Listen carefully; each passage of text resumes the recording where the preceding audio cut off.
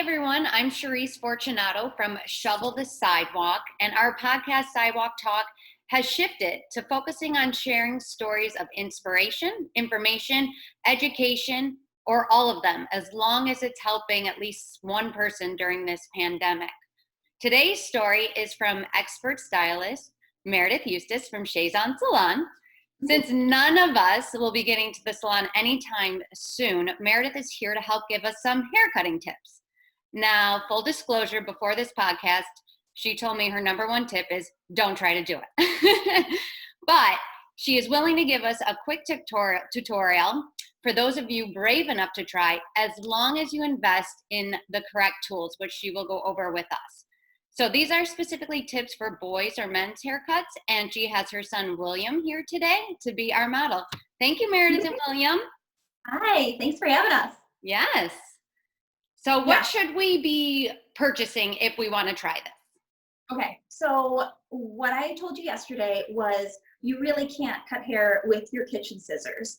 They are like $5 at the store. My scissors are $500 or more.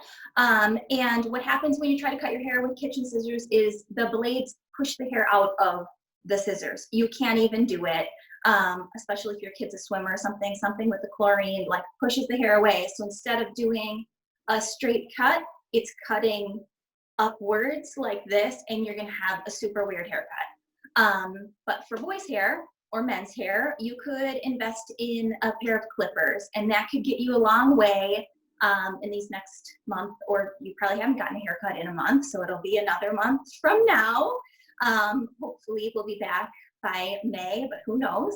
But yeah, so you could invest in a set of clippers with some guards on them, and I'll kind of go through that and show you what I use on William's hair, and kind of that could help you to know how long you would want to use on your guinea pig's hair. Okay, great. So, William, are you ready to get your hair cut? Yeah. Okay. All right. You stay right there. So William is always asking me to cut his hair. He likes his hair really short.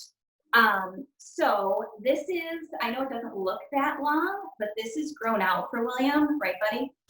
So I would say if you're looking to get it this long, this is probably like a guard number 3. I use a 1, sometimes we even get down to a 0. So 0 is bald, then it goes up, it can go up half steps or a full step. So you're gonna get a pair of clippers. My clippers have the guards that pop off. So I'll show you, they pop off like this and then pop back on. And mine have the number right on them. The ones that you're probably gonna buy are gonna look like this with probably a lever on the side.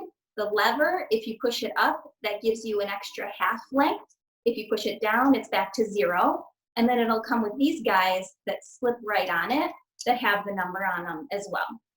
So you want to start with the longest one that comes in the set and go from there, because you'd rather like go over it a couple of times instead of going too short and then whoops. So anyway, since William's is already short, we're going to start at a 1, which is going to look scary, but it's really not, because he wants his hair really short. So yeah, here, William, turn to the side so they can see the back. And this is what I always tell them. You're gonna sit up straight, right? Don't I always tell you that? And instead of telling your kid or your husband to look down, because they can look down like this, you're gonna tell them to touch their chin to their chest, right? Don't I tell you that? What happens then is it gives you a really nice flat surface, and then it, like these tendons or whatever that is there, flattens that out so that you can cut really well. Another tip when you start cutting is when you come out of the hair, you're gonna kind of like slick out. And what that's gonna do is it's gonna kind of naturally fade their hair. So we're not looking for a barbershop haircut here. Okay, this is an at-home, get us by haircut. So I'm gonna do the back and the side, and then we'll move on from there. So it's super easy. You don't have to dig in. You just gently kind of flick it away. Super easy, super quick.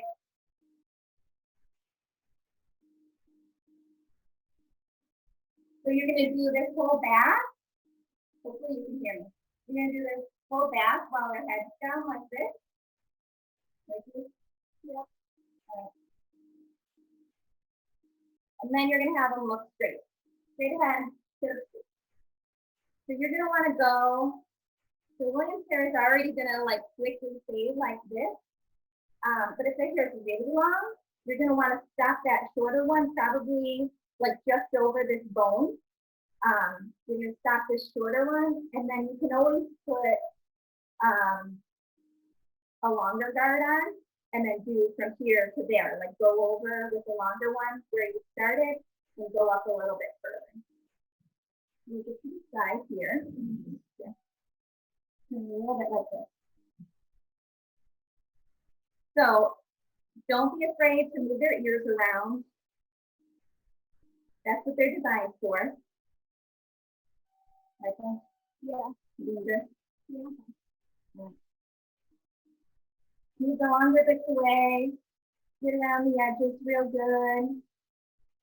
I'm gonna flick it up. Down like working away is very helpful. All right. So let's say I'm gonna like try to fade this a little bit more. I'm gonna put one more guard on. That's just like a half bigger, or you could do a full.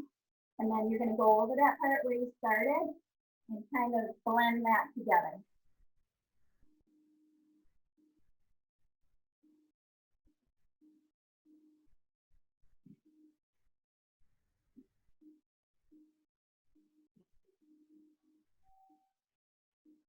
All right. While we're down here, you don't have to buy 2 pairs of clippers. You could just put your zeros on to do around their ears and their neckline. But, oh yeah. If you do have a pair of edgers, a lot of people just have these edgers at home because like they like trim their mustache or like just around the ears. Don't go into their hairline. Just do the little edges that are like over the skin. Don't go any further than that. It's not necessary. It looks goofy if you do. So you're just gonna pull the ear down a little bit, get those little edges, pull it back this way, get whatever's hanging over. You can go with your, along the hairline with the straight, like this. Don't cut extra hairs. Don't cut right into their hair. You're gonna just wanna get like those fuzzy ones, have them look down again, go straight across here, but not into their hairline. You don't wanna go up. You just wanna get those little extra guys like this and down. So pretend like we did all of this for time. So I would suggest in this whole quarantine thing, don't cut the top. Like those kitchen scissors you have, they're not gonna do it. It's just not gonna be right. You could buy probably pretty cheaply. These are texturizing scissors. I don't know if you can see. They're like the ones that look like a comb on the one side and a blade on the other. The trick with these is they have a number on them. So mine say 60-40. That means that they're gonna cut 60% of the hair, they're gonna leave 40% of the hair. So it's easy and foolproof to kind of blend it in. You're not gonna take their hair off. Unless you cut the same spot over and over again, it's gonna cut their hair off, like the length off. But this is just gonna blend in what you just did. So you can blend in the sides like this and go all the way through it. Moms with little boys, that weird haircut where they have that like long bit over, this is your chance to cut that off because it looks so terrible, right? You tell him, he's embarrassed of me.